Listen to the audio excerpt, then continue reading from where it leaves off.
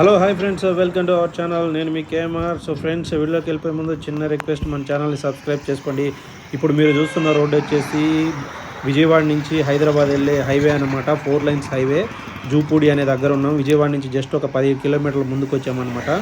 So ఇక్కడ మీకు observe చేస్తే ఒక మంచి ప్లాట్ అయితే చూపిస్తా. ఇప్పుడు మీరు చూస్తున్నది 24 ఫీట్ల రోడ్ అనమాట. ఇది డైరెక్ట్ హైవే నుంచి ఉండదు ఫ్రెండ్స్. ఈ రోడ్ వచ్చేసి ఇది చూడండి, ఇది రోడ్ ఇది.